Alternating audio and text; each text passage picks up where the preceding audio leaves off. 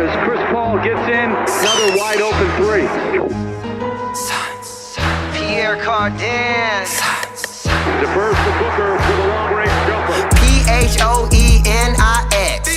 Phoenix Suns, and you know we up next. Yeah, we working for that championship ring. We the Valley, it ain't nothing but a thing. Phoenix. Phoenix Suns, and you know we up next. Yeah, we working for that championship ring. We the Valley, it ain't nothing but a thing. Chris Paul bring a dinner with the dish. D-Book on the corner with the swish. We the Valley, hating with the dumb. Posterizing, now the crowd getting pumped. We the best, I ain't talking about Cali. Who's next? Never winning in the Valley. Can't wait for that championship rally. Send them home, send them back to Cali. Stand up if you're down for the Suns. Put a finger in the air, we number one. Phoenix. Phoenix Suns, and you know we up next. Yeah, we working for that championship ring. We the Valley, it ain't nothing but a thing. Phoenix. Phoenix Suns, and you know we up next. Yeah, we working for that championship ring. We the Valley, it ain't nothing but a thing.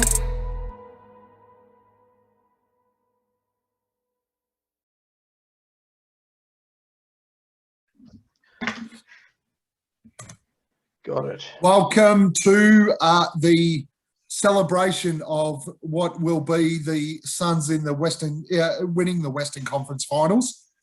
I'm calling it right now. Fuck you, Clippers. It's over. May as well go pack up your shit. Fuck off back to LA. It's done. Welcome along. We've got Cable, as always, our tech genius who suffers from the lag. How you going, Cabes? Yeah, I'm good. I'm very happy. It'd be interesting to hear your take on the game yesterday. I'm not going to lie, it's not one I'll definitely go back to the vault and watch anytime soon. It was a bit of a slog, especially that second half. So, look, happy to get the win, but, geez, it was hard to watch. Absolutely. And, of course, well, in the absence of Nader, we've gone back to the original Big Three, and the hand is back. Welcome. Thanks for having me back, guys. Appreciate it. And I'm loving the Sun Santa hat, mate. What's the story there? Well, you opened up with a celebration. I said it feels like Christmas. So I figure every time the Suns win now for the rest of the season, that's it. I'm wearing the hat afterwards. If you get me on a pod after win, it's Christmas. I love it. And this, of course, and we have to, thanks to Zoom for charging $73 billion just to run a recording session. We have to jam our major pod, which this is, into 40 minutes. So, is this mate? I didn't know this was major. Mate, this is the big Monday. It's Monday, isn't it? Yes, it is. It's Monday. It's major pod day. Come on, mate, switch on. Okay. We're here, major pod day. We have to jam this in. So we obviously, the good thing is we don't have to go into too much detail on yesterday's game. As Cable said, it was a little bit of a scrap in the second half, but I suppose from my perspective, what I did love was that our boys did scrap it out. It was a real defensive, hard slog of a game, and we showed the Clippers that we can absolutely match them in a hard defensive slog, which is exactly how they think they will beat us. Cable? Yeah, no, I just, like I said, it was exciting in that first half because I don't think we played that well, but we still, were up 50 to 36. It was a 14-point lead.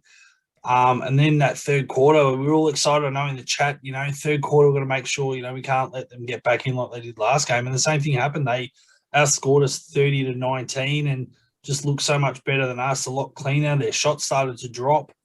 And I think even defensively, I think we started making mistakes or, not being on the same page and giving them, easy shots. So, and things started to fall apart, and there was foul trouble for Booker and Chris Paul, and even Ayton had a couple of fouls, and it was just like, wow, this is, I again, like you just said, I commend the Blakes for actually slugging it out and holding on, but geez, it was painful again to watch a game. I reckon it was for 6 minutes, it's at 71 to 70, like the scoreline. I don't know what the actual time was, but I reckon it was close. It was a good 5 minutes that no one could actually drop a shot.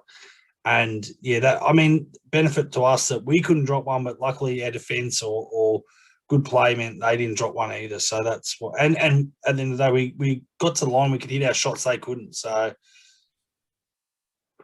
And the hand, give us your wrap, mate. Mate, I thought it was the most painful Suns game I've ever watched. The first half was okay, it was a bit scrappy, and then just that second half, it was literally painful. I was in Byron Bay. I was at the Northern Hotel. There's only 3 of us watching the basketball. I got them to turn the sound up, and I'm screaming at the television. I'm swearing. I just couldn't believe it, mate. And I think CP3 in his post-game interview wrapped it up perfectly. It was they're all just frustrated. No one was hitting shots. And then one finally went down. So. And it was funny because I was coaching junior footy. I was coaching my under-13s, and I had the coaches board out with the phone sitting on the coaches board because it was like the last quarter. The game was in the balance, and I'm sitting there, and our guys are kicking goals, and everyone's cheering, and I'm going, "Fuck!" Love it. True to form. Sorry, guys. But the good thing was the final siren at my local footy game basically went when the final buzzer went of the NBA. We went in. The kids went to sing their song because they had a good win, and I walked in and I went, "Guys, I want this song to be the loudest one we've done because Phoenix are 3-1 up." Yeah. None of them knew what the hell I was talking about, but they sang the song loudly. So if we look at it, great stuff. We've had a win. We've gone 3-1 up. At the end of the day, when the scoreboard has you in front, whether it's 1 point or 20 points, all we need to do is beat the Clippers by a point tomorrow, and we're going to the finals. That's it. Can at least the last 2 minutes didn't take a half hour again. So yeah, true. The one thing I did want to bring up before we move on, it's always interesting who gets a bit of a run and depending on your injuries or your foul trouble. But how did Nader, no offense to Nader, but how did he get reactivated on the day? Well, I was wrapped for him that, oh, wow, at least give us another option if, again, there's an injury or something, someone that can come on and do something for a couple of minutes. I saw him in the warm-up, but I never in my wildest dreams, if everything was going nicely, did I ever think he would get any minutes. And the next minute he's in, and then I'm thinking, oh, cool. And I'm like, but who's out? And then all of a sudden I'm like, oh, Craig's not getting minutes. I'm like, it's not like Craig hasn't – okay, his last game was a bit average. But apart from that, all through the finals, he's been so good coming off the bench for blocks or just D in general, a couple of points here or there, a steal, just – and I'm like, how does he fall down the totem pole for Nader? That blew my mind. So from my perspective, you guys were talking on the last pod about their little bulldog not getting the minutes, and then you're saying, oh, well, and you talk about Etuan Moore getting minutes. Yeah, that's right. Nader come in. I forgot he even played for us. We haven't seen him in 3 months. And I think the bulldog number 11. The bulldog is more suited to the Clippers than what Etuan Moore is. I actually think Torrey Craig struggled during this series. He's looked a bit flat. He's looked a bit slow. And I think the Clippers have taken advantage of the minutes that he's been on the floor. That's why I think he injected Nader. Nader's got a lot of energy. Offensively, he's explosive. But I think where he's underrated is defensively, his feet are extremely quick.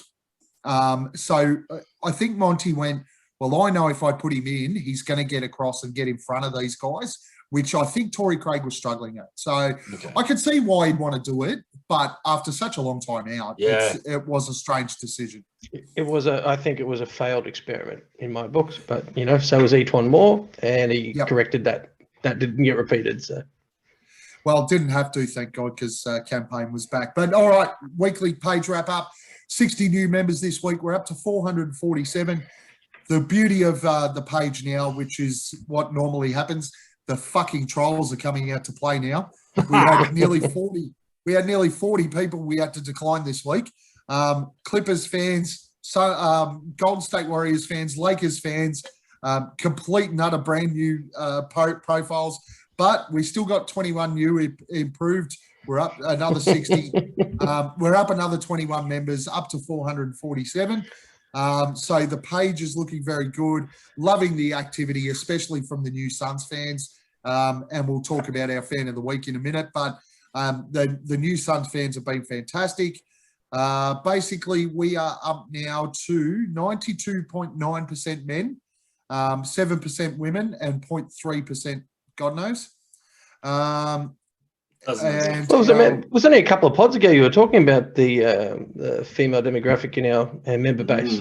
And I wasn't aware of since then that it clicked up as high as you pointed out, Gav. Yep. So we went. I think we're at 3% last pod, and we're up to 7% now. So a couple of the ladies on board, fantastic, great to have them here.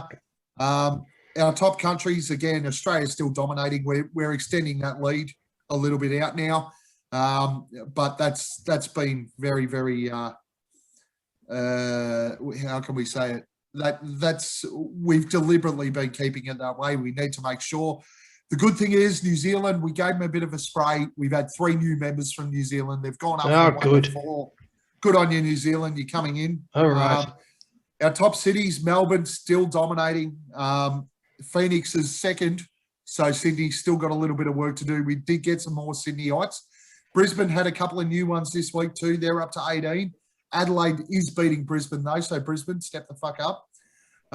Perth, a little bit behind. Few from Hobart, Tasmania this week, which was lovely. But we're getting there. Those numbers just keep building, and the page hasn't been impacted. I think the quality's been just as good as it always has, really, guys.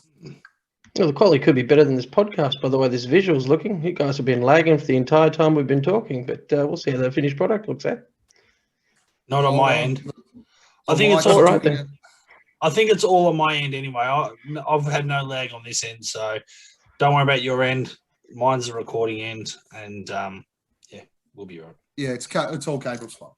Word to the wise, we've been beautifully done. All right, let's move on. Fan of the week, Cable. I'm going to let you kick this one off. Who is your nomination for fan of the week?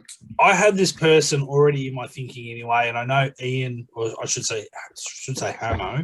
Hamo mentioned this, so I guess this is a nomination for him and myself. But I put up Erin Louise, which is great. That firstly she's been posting stuff and finding some really cool stuff, and so she's a legit Suns fan, and you know, people come to the group and, yeah, they can be quiet. I'm not saying they're not legit fans, but I think she's already expressed how much she loves the Suns so much. And you know she's a Suns fan. She's interacted with the page a lot of comments, a lot of likes. And, yeah, I just want to give a rap to a female member because there's not many of them, but also I feel like because it is a male-dominated group and these kind of sports groups generally, I don't think would have, you know, big women numbers to start off with, and I could feel like some women might feel intimidated in posting and liking and commenting on stuff. So the fact that Erin's just come in and just said, I love the Suns, and commenting and finding really cool, funny posts and other links to news articles that you don't get, Gav, I think it's awesome that she's just brought it all, you know, in the last couple of weeks that she's been in. Absolutely agree. She's so in the last week, 7 posts, 33 comments, third highest within the group outside of the admin group. She's jumped us straight on board. Funny little bit of a background, funny story there though on Erin. Because I'm vetting everyone who joins the group now. Obviously, we want to make sure it's right there. Erin, fix your Facebook page. I almost rejected you because your Facebook page says you're a Golden State Warriors fan. Oh. Wow, I did question her though, and she said that's a mistake. I don't know how that happened. I'm definitely a Suns fan, so I let her go. That's very suspicious. Yeah, it is. It's very suspicious. So that you might lose a few votes for that. I reckon. I got a theory that maybe she was a Suns fan, then things started to fall off, and like everyone else, the Warriors just came out of the wilderness, and everyone was a Dubs fan, Dub Nation. Yep, and then she's jumped back on board. That could be the case. Erin, you need to come on. We're going to watch you. Let's not talk it now. We're just voting Rinner's fan of the week. You need to come onto the pod and explain yourself. Nate, who have you got? I'm going to stand true to what everyone else has said. I had Erin Louise written down. You got Erin as well. Beautiful. All right. So that's two. Mistake to me. I thought she was our first female member by how active she was this week, and I actually gave I hit you up on the private message going, how many female members are we up to? Because Erin's the only one I've seen active, so that gets my vote. We do have a couple. I do feel bad because I've just missed it. I wish I had have written the name down, but there's definitely another girl that. Kate. I don't Carroll. even. No, there's somebody else. She's been commenting on a lot of posts. Oh, there's another one. There's another name I've seen that she's liked a few posts in the early days as well. Since Oh, I've been yes. So I I was have like, seen oh, it too. cool. She hasn't commented on anything, but has liked a lot of posts. Yes.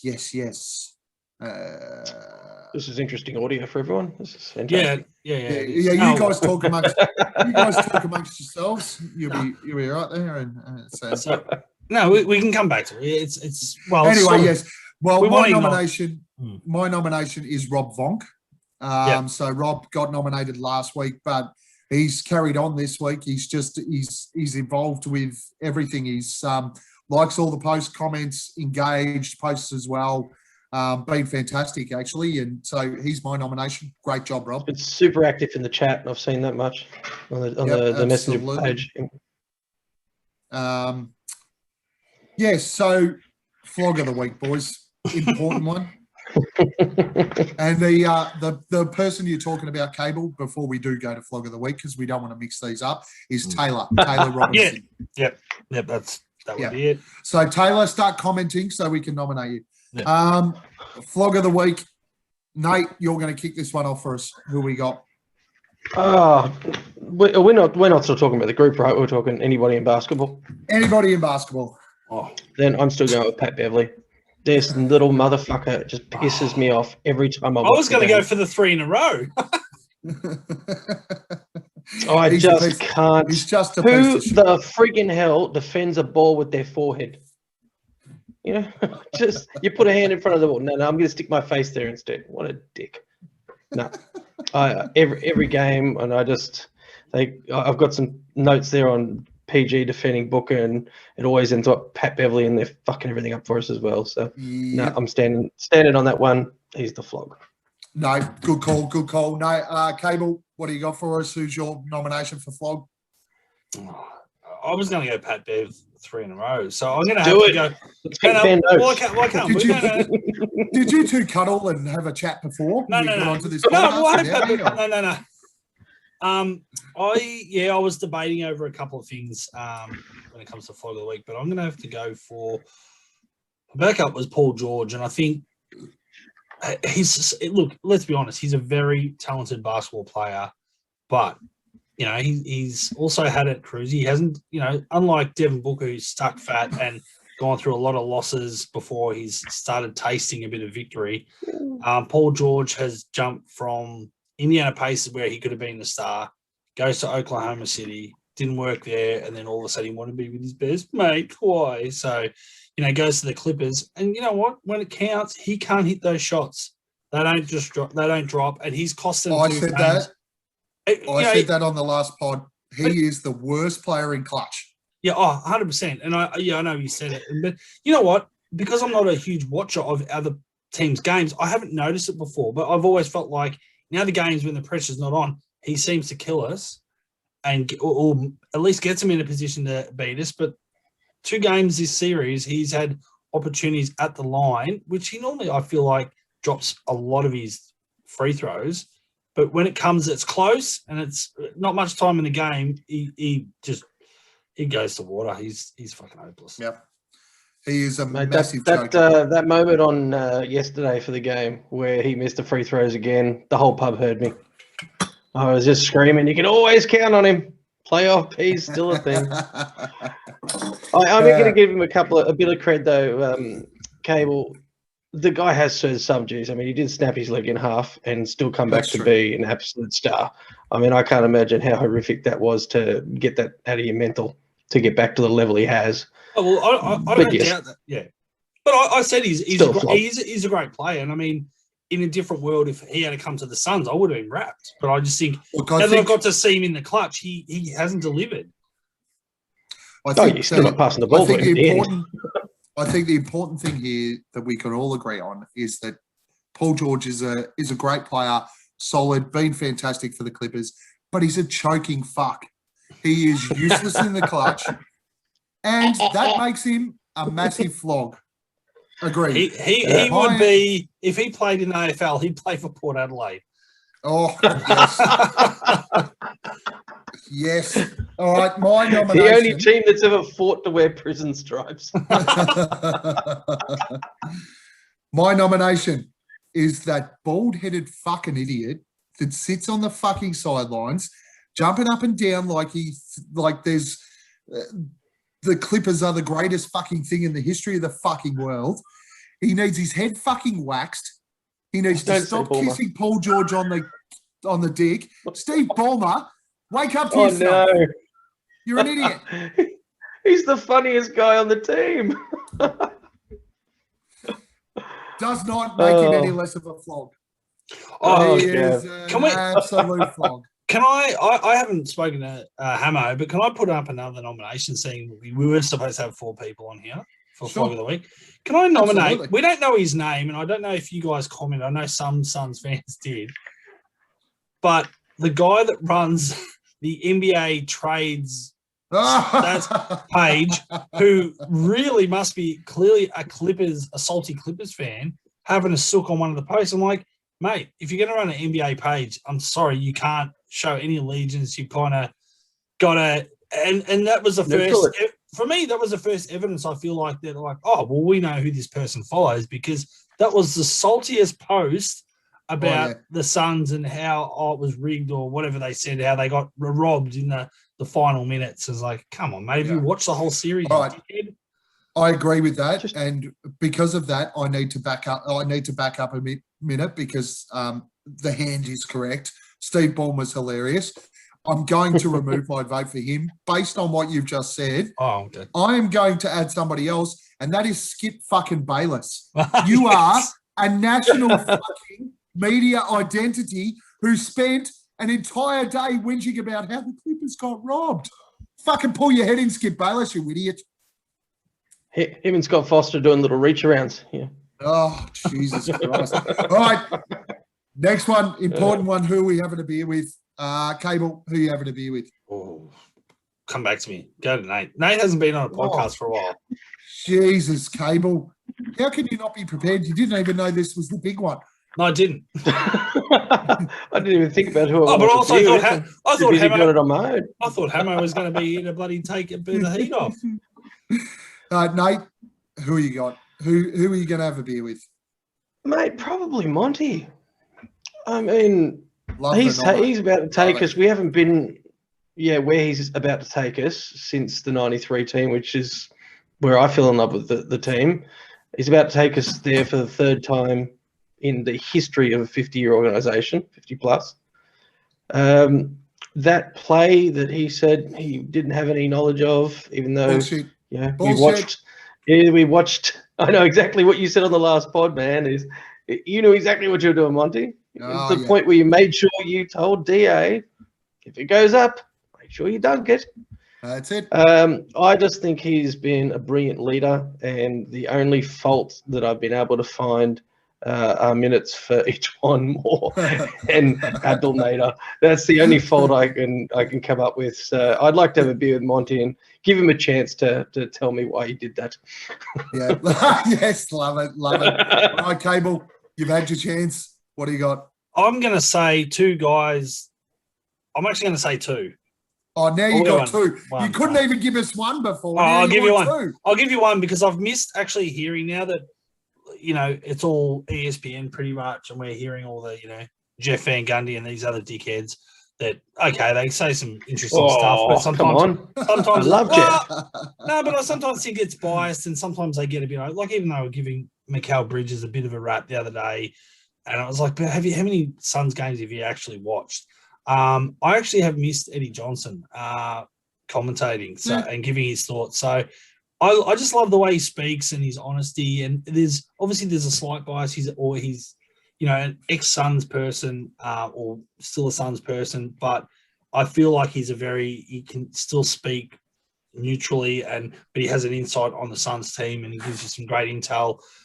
And I just think he'd be great to talk basketball with. So I've kind of missed hearing his voice through the last few games because I've been watching ESPN and we don't get an access to the Suns commentary team. So no, that's cut off, isn't it? Yeah, all the audio's been gone for the playoffs.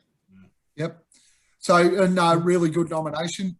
On the back of Nate's, I was going to say I will give an honourable mention to James Jones. I'd love to have a beer with James Jones. And just go, James, you're a fucking genius. But, and this might, because we've all lived through the period where I know that about 2 years worth of my Twitter content carried the hashtag Sava Life. Robert Sava, I want to have a beer with that motherfucker. He takes his shirt off in the plane. He runs a mark.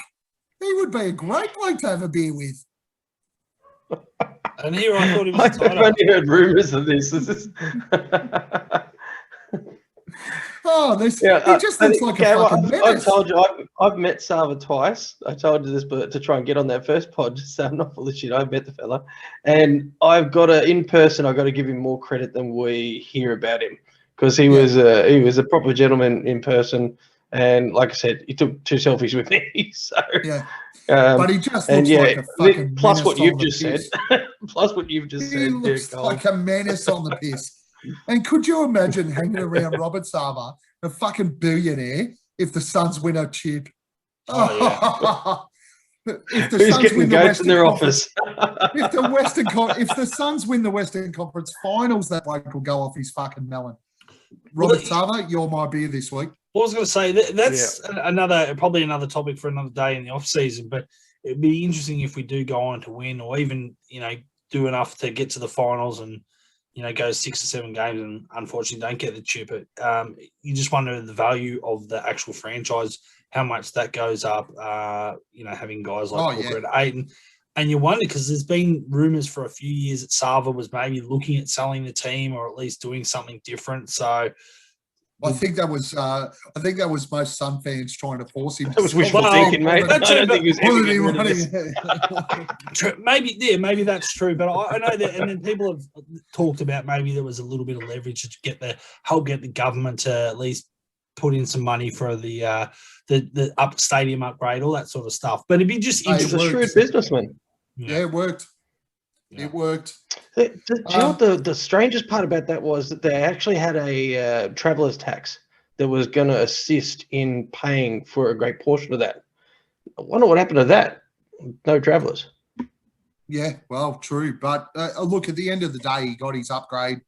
The city of Phoenix and the state of Arizona chucked a lot of money into it. Let's be honest, we've seen. I mean, unfortunately, most of us have only seen it in images, but the stadium looks fucking fantastic. Mate, So just I that can't wait to entry. get over there. I can't wait to Walking get in and over seeing there. what they've done with that main entry and where the escalators come down and the big screen, you can see into the arena from the entry. It's completely Phenomenal. different to what I remember. So, Yeah, can't wait to get over there and see it. All right, let's. hey, but before we move on, I just want to jump in there with a little comment over the series. You were talking about Cable, about the commentators and who we've listened to, and you decided to shit on Jeff. I quite like Jeff. I actually had a note here to shit on Reggie Miller.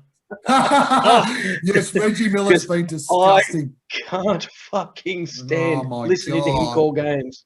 I Do you actually know wrote what? out all the games that he was going to commentate on for each Oh. series, and he got we got Mark and Jeff game 1 versus Lakers, Kevin and Reggie. Then we got Brian and Jim for game 3. That was the last we saw of them. Mark and Jeff again. Kevin Harlan and Reggie Miller. I mean, Reggie's getting carried by Kevin. The entire Oh, yeah. Denver series, we got Kevin and Reggie, and I Yeah. just can't stand him. Reggie So Miller. I'm loving the fact we got Jeff Van Gundy for this series. 'Cause at least the he's thing I- funny. Yeah, he is. And the thing I'll give Jeff is I absolutely loved what he with the strip on Booker that they ended up calling out a court off the Suns. Yeah, he wasn't last backed it. game before. He just sort of went. That's like the thing I love about Jeff is he goes. That's against the spirit of the game, and I hate that. Like, and that he's willing to stand up for what he believes the game should look like. But I loved Reggie Miller. He as a made the player. point. If they're going to call this in the regular season, and they're going to call it all Call it season now. long, then you keep calling it the same fucking way. You don't That's change right. your mind just because the game's on the line and we've taken 30 minutes to play 90 seconds of basketball. Absolutely. Yeah, no, look, I loved Reggie Miller as a player.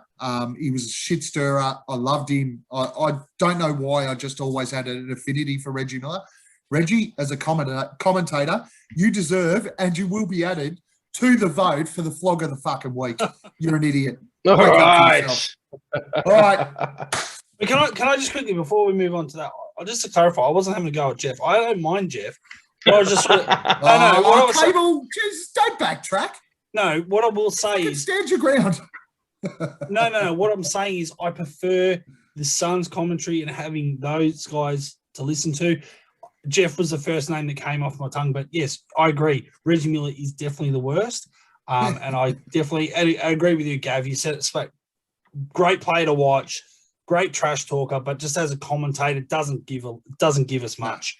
And like you said, he's kind of probably carried by Kevin Harlan a bit, but it wasn't. Look, I want to say I wasn't having a go at Jeff. It was just the first name that rolled off my tongue. I just mean no offense to any of those guys. I just rather have the Suns guys. But anyway, go ahead. Yeah, no. Look, completely understand where you're coming from, but weak as piss for you to backtrack. I'm gonna jump in there and I'm gonna finish this a little bit before you move on, Gav, with a quote from Jeff, just to continue throwing it at Cable because you backtrack.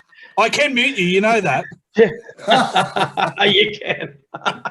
Look, mate, Jeff actually said in the commentary at the end of Game 3, he said the fact that both coaches are drawing up last-minute plays for Luke Kennard and Mikal Bridges shows the confidence in their depth. So I think I just like the fact that he picked out a kudos to give both Monty and Little One. Yeah, and that play for Mikal Bridges was fucking stupid. But anyway, we got to keep moving. We got to keep moving here. I know this. I want to have the last word on that. Game 5. Yes. Are the Suns going to go 4-1, gentleman's sweep? How are we going to do it? Cable, you've got 2 minutes. Give us your wrap. No, I'm not going to go too in depth. I think we should do it. I think if we're in the right mental headspace, I think we've got the Clippers cooked. But if we take our foot off the pedal, look, who knows? I still think they're dangerous, the Clippers. Like, they've shown they've done it all final series, so why can't they do it? They'll have the confidence they can. We have to extinguish that flame pretty quick. Don't give it any oxygen, and we've got to put the foot on the throat. I'm going to use every analogy here. Foot on the throat and just keep pushing down and squeezing, because if we give them any opportunity, we're going to be in a world of hurt, and we're going to be having to go back to fucking LA, which I don't want to do, to try and rectify this series. So I am kind of looking at maybe on paper, even though it's been a struggle, I reckon if we start to get a bit of a lead, I reckon we could blow them out. They'll just lose all confidence. It wouldn't surprise me if we won by 20-ish in Game 5. Nice. Nate, what do you got for us? Game 5, what's the story? How's it going to play out? Let's start with a W. I made a few notes before the series started, and I've sort of been watching it, and unfortunately it's kind of played out. My biggest bugbear was who was going to shut down PG. And in my books, Mikal Bridges had to be the one to be on PG. My biggest concern was they keep switching off him to put end PG on Booker and get him into foul trouble. And they've done it every single game. I just went and looked at the numbers. So PG's got a wingspan of 211 centimeters. He's 203 centimeters tall. Bridges, his wingspan's 215 centimeters. He's got a bigger wingspan, as we all assume. And he's 201 centimeters tall. So he's outsized PG, and he is a defensive master. Whereas Booker's got a 204 centimeter wingspan. He's 196 centimeters. So he's shorter on each of them. While he's put up a good challenge, and I'd say that I think he's defending better than we've probably ever seen him, he's still getting into foul trouble, and that's not helping him deliver on the offense. So another one of these stats I've been looking at, right? If Booker's going to be useful for us, he needs to hit more threes. He's hit 5 threes in 4 games. Game 1, he hit 3 of 7. Game 2, he hit 1 of 3. Game 3, he hit 1 of 7. And Game 4, nothing for 5. And I actually remember having a conversation with a guy I work with in hospitals, and he's been following the Suns. And I remember him making a comment to me, "Oh, Booker's not really a 3-point shooter." And in my head, I'm like, when the fuck did that change? I mean, man, we've been watching this kid grow up being an absolute marksman from 3, Hey, and he was his game's just three-point shifted. champion. He was the 3-point Yeah. champion. All-star, his first All-Star Yeah. appearance, and he won it. Yeah. And he's not hitting shit from 3. I mean, granted, he's playing against an extremely good defense. They're defending him so well they broke his nose. But I just feel like he's. I mean, I expect the W, but I think they've got to use both the weapons. You know, they're going to be looking at 8 now that he just had basically 20 and 20. And, you know, Booker needs to start hitting threes. And the way he threw that mask off coming to, at halftime, coming into the third and just went, fuck my nose, fuck this shit. And I don't care what the trainers say. I'm going out there and just doing this. I don't think the Clippers are going to have enough left in the tank to face the ballsiness of the Suns and what the home ground's going to do. Hard to disagree there, Nate. I think Book needs to start to hit those shots in this game. There's no doubt about it. If Book fires, we win. It's that simple. Mm-hmm. He hasn't had his best series, but if he fires, we win.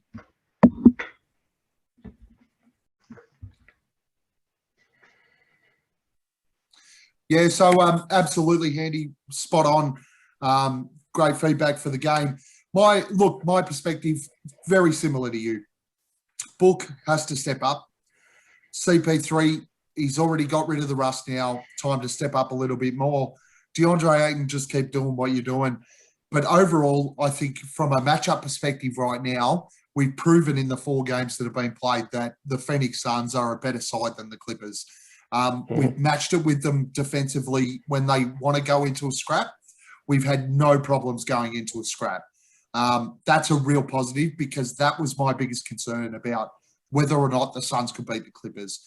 I knew the Clippers would scrap. I knew the referees would look after them from a physical standpoint, which is exactly what they've done. They have gotten away with a hell of a lot more than what we've gotten away with in when the game does become physical. But we have shown that we can match them there. And realistically, our biggest strength is the fact that our guys can penetrate and hit from the elbow. And if they're being covered at the elbow, we can kick the ball out to the perimeter and hit shots on the perimeter. We have not shown that in any of the games since game 1. So if we could see that and we all know now, we only need that to happen once. That's going to happen tomorrow. So my call is the Suns will win tomorrow comfortably. I think we'll win 10+. Devin Booker will go ballistic. The Clippers can pack their shit, fuck off back to LA because this one's done. And the Phoenix Suns, by this time tomorrow, all of us will be chugging with the fellas because we will be playing in the NBA Finals in 2021.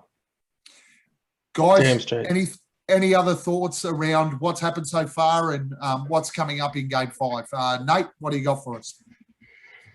Mate, I have lifted a little of concern. My concern is the Clips that they've got their backs against the wall. They've done nothing but whinge, bitch, sook, and fucking complain at every given opportunity in every fucking game. They've been dirty. Anyone that says that was a complete and utter accident from Beverly can get fucked. You've got, Boogie out there being a dickhead, throwing elbows, coming around the baseline from the bench, swearing at Booker, shoving Booker after a game. The whole team's full of fucking flogs. And my concern is that it comes down to the end of their season and the most important part of ours. If they get too dirty and look to cause injury to, just to do us the injustice of ending their streak, and it's a bit of a worry because I wouldn't put it past half their fucking team. Yep. Any other observations or anything you have from the previous? Oh, yeah. Well, while we're talking about them all being flogged, what the fuck has Kawhi Leonard been doing sitting up in a corporate box? Seriously, 2 home games. First time this team's ever been to Western Conference Finals. He's not sitting with the team. What the shit? I mean, I was listening to the Mismatch podcast, and they're having a joke about Kawhi sitting on Steve Ballmer's lap for the next one, if there is one. But seriously, what is he doing up in the court, bro? They keep flicking up there with him and his family or whatever's going on. But wouldn't you want they built the team around this guy?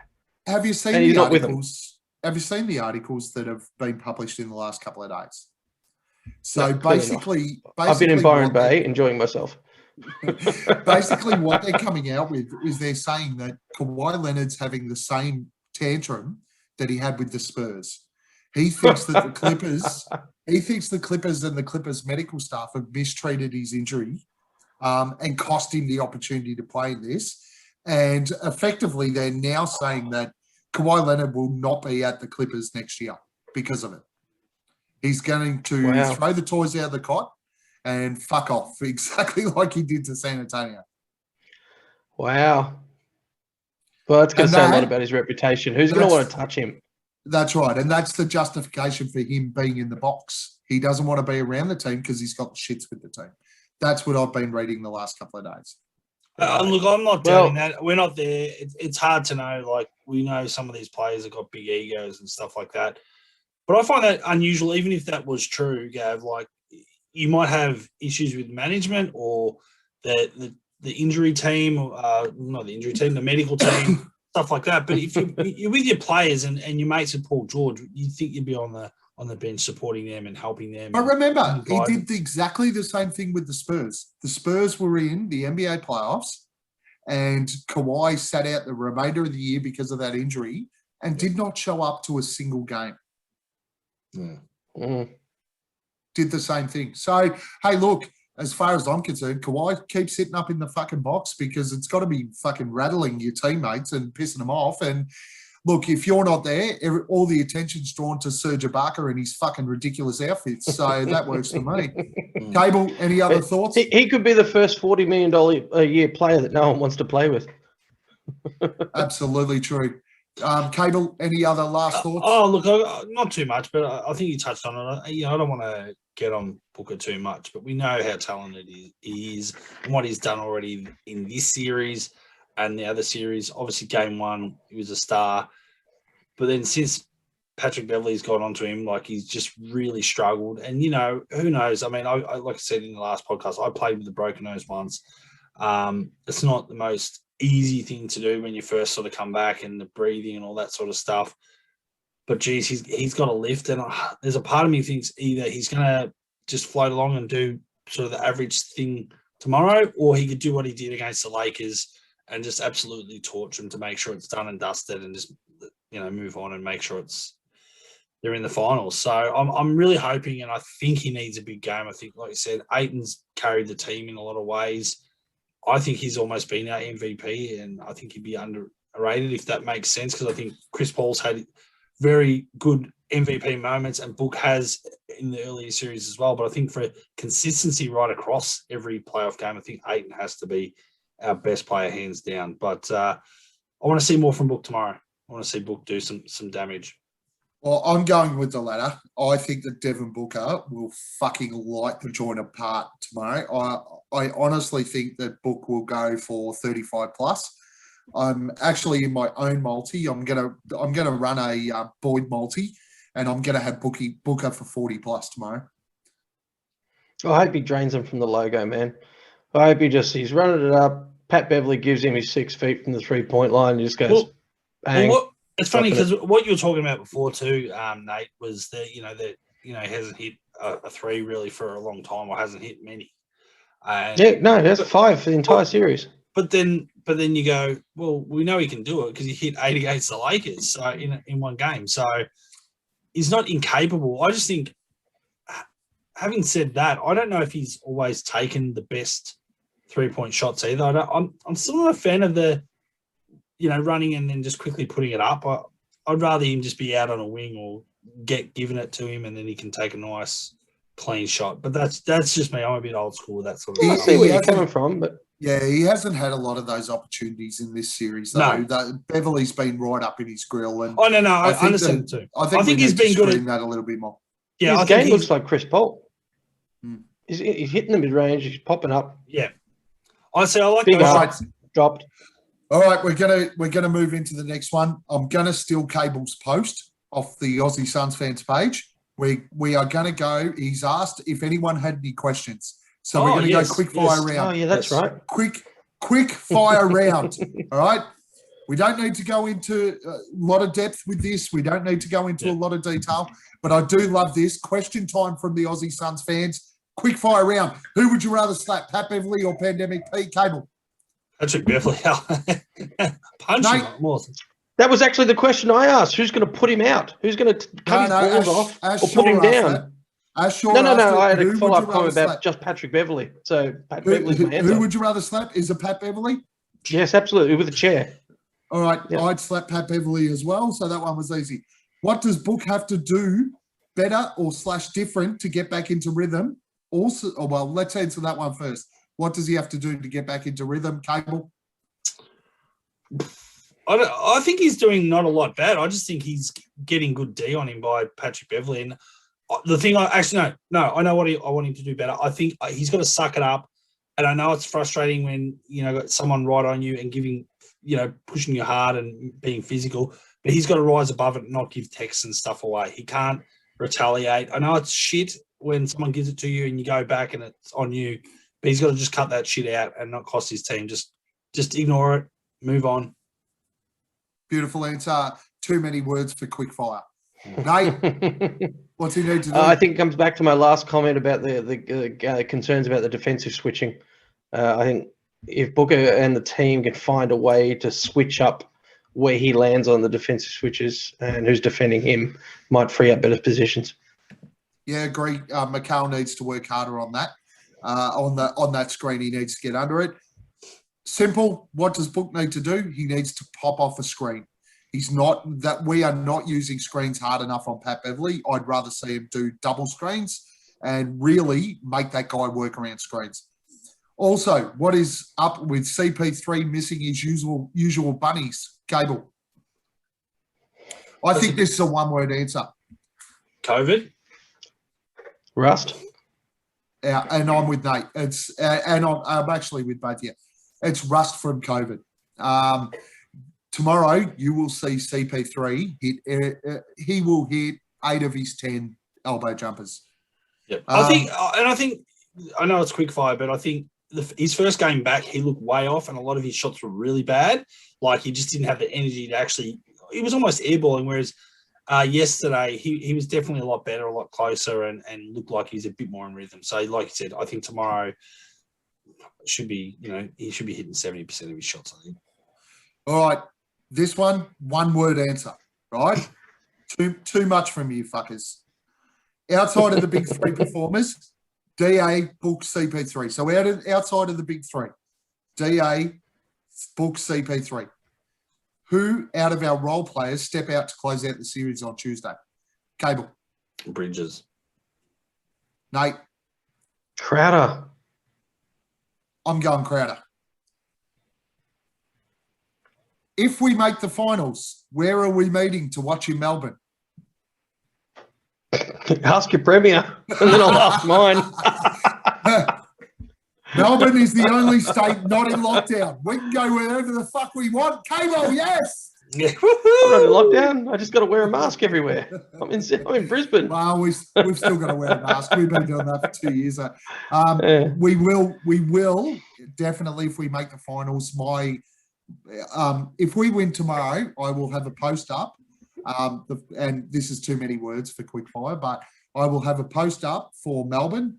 Nate, I'll throw you in for Brisbane. I'm going to dob you in right now. Mate, I've got enough frequent flyer points to get there, so that's good.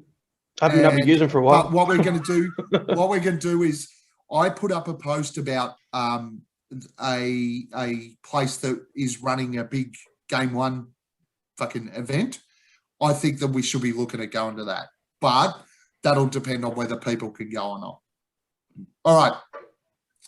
Has Aiton's playoff performance pushed him to max extension talk? Cable.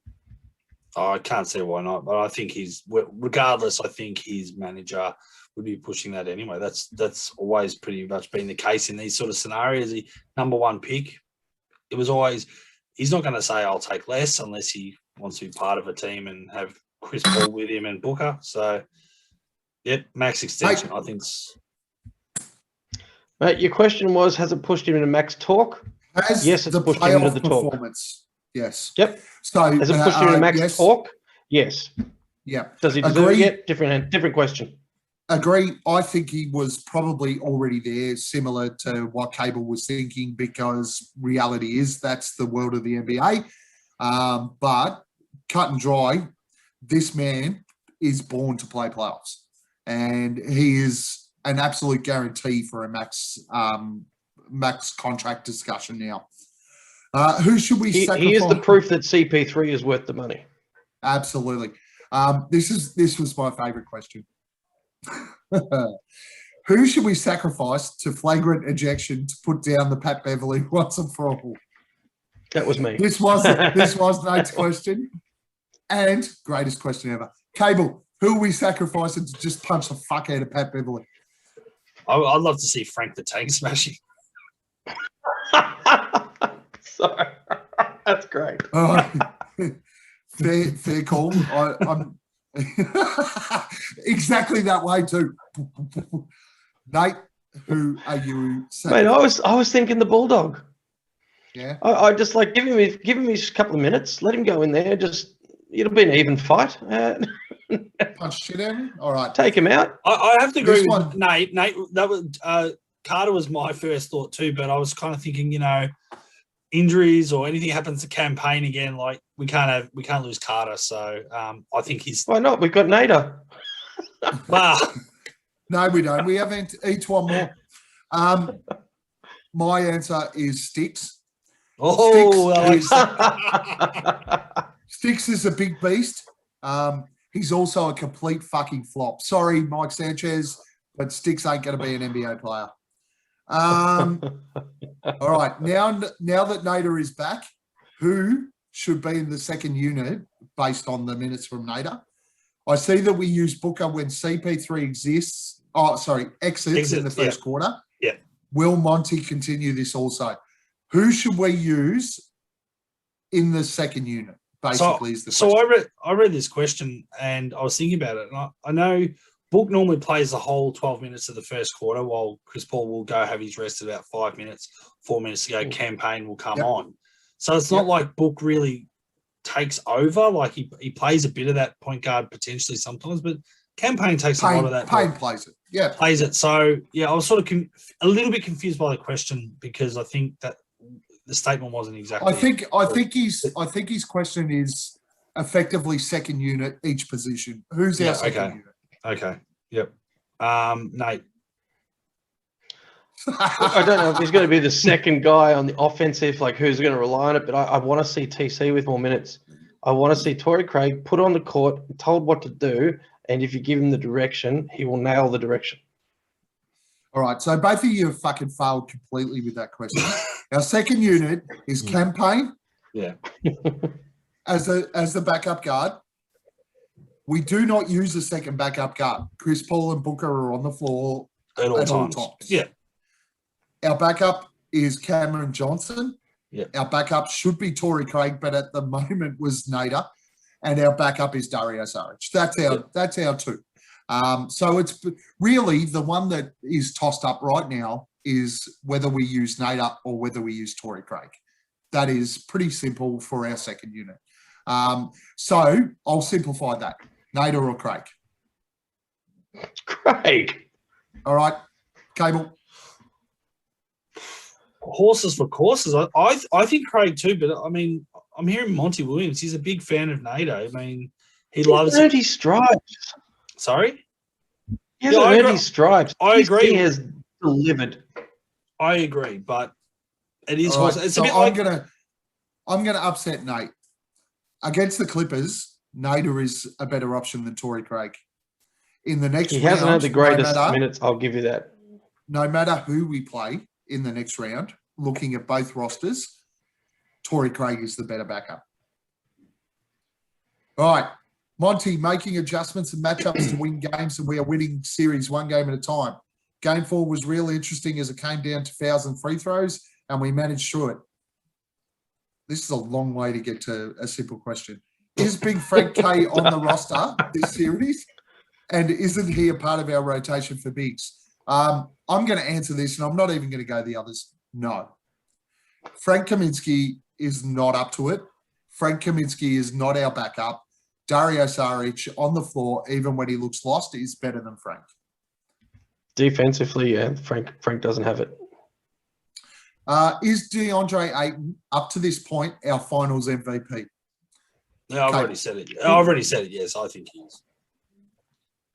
Finals And MVP. Nate, Yes. finals MVP. Oh, well, Finals. I think he wrote finals MVP, but I think he means playoffs as a whole. Our Playoffs, playoffs yes. MVP today. Playoffs, Today. yes. Today. Conference, yes. I can't make that call when it comes to the big stage because Okay. CP3 and Book. That's a scary thought when Okay, the no. championship Let's is just on the say line. if we stop the counting today, if it was done as of today, what they've done so Yep. far, DA. it has to be DA.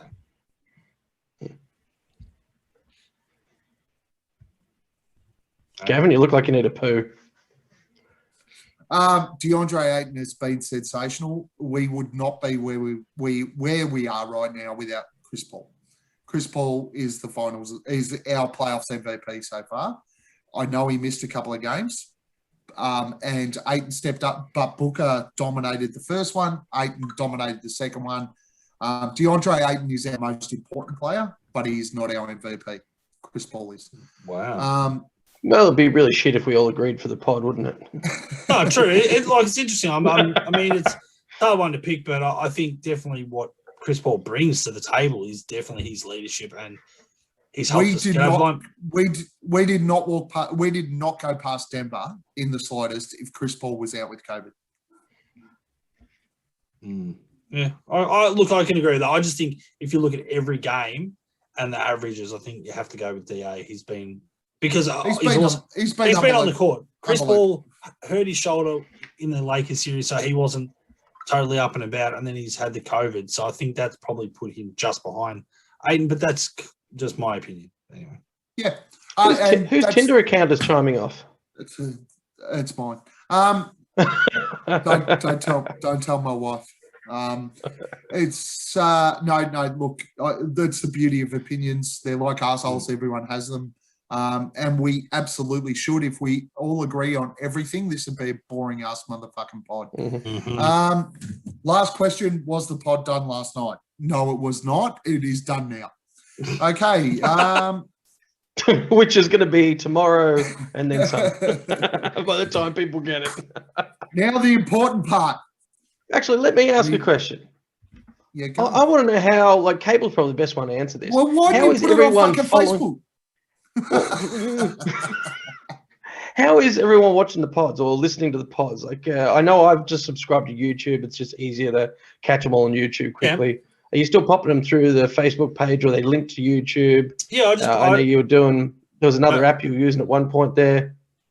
Yeah, so the audio gets recorded or converted across to Anchor, which is the saying that the solar panel use that, and then they put it through their other service. So that gets spat out to iTunes, Spotify, and all that.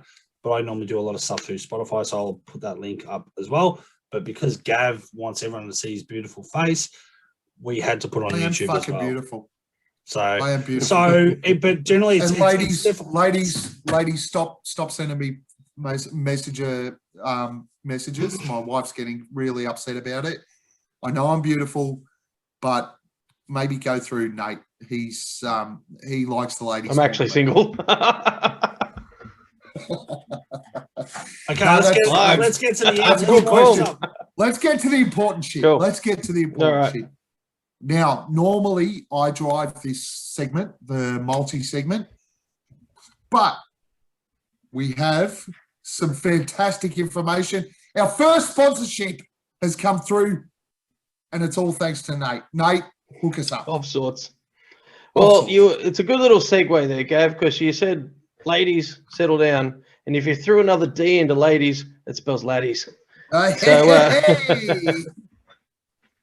Mate, we've been bouncing between Sportsbet and laddies, and lately it's been Ladbrokes because they've got the better multi options in there. So I reached out to a connection I know in business development for Ladbrokes, and I've said, give us a promotion with your own code. So we got one. The code is Aussie Suns fans, and don't go punching anywhere. It doesn't work. You got to use a link. So I'm going to post a link in the forum after this so that everyone's got access to it. Look, unfortunately, the offer for this stage is just for new members. So if you've already got a Ladbrokes account, maybe your wife wants one. Otherwise, new members, click the link, fill out the account information. I can't tell you what the promotion is, but trust me, it's as good as you make it. Oh, secret squirrel. So, yep, secret squirrel. When you do fill out the account information, guys, just privately email your username you create to one of the admin guys. I'm going to feed that those usernames back to the guys at Ladbrokes to make sure you get the offer.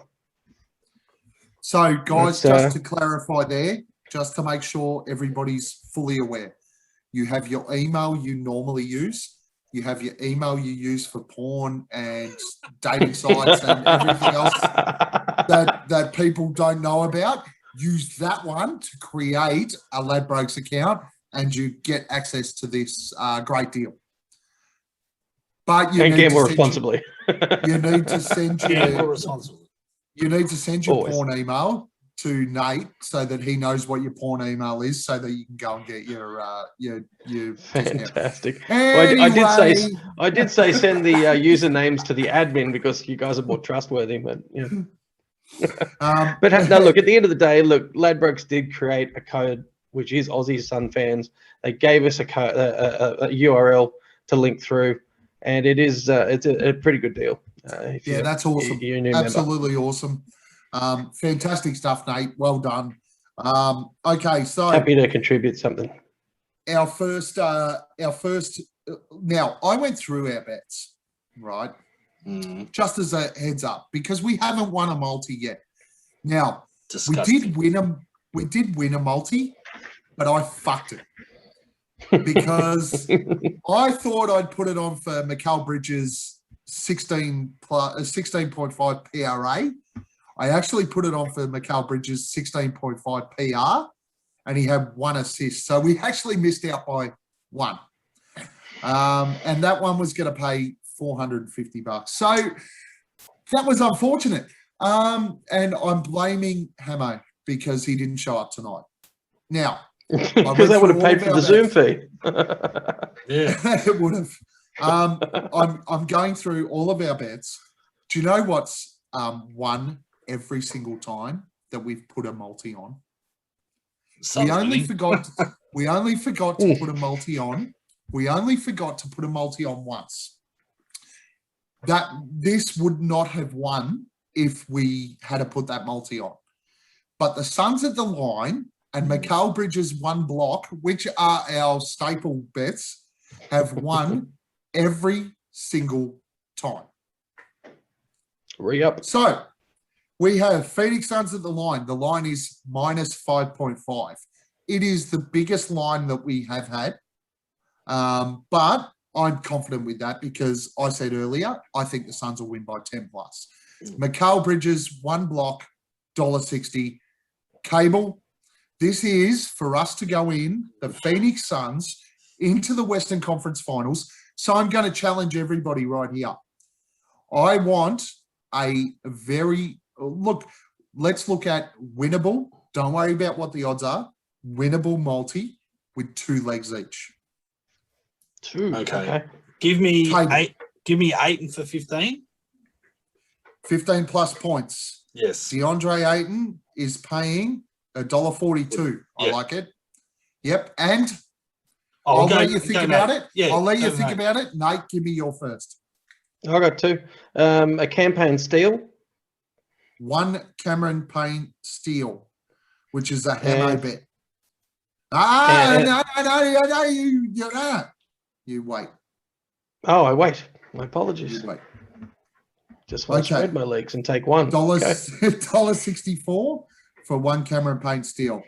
I am going to go Devin Booker 3+3s made for $2.40. Wow, I was just looking at those two.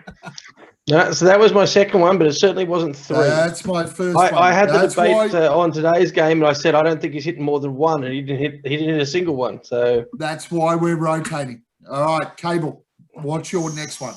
Ooh.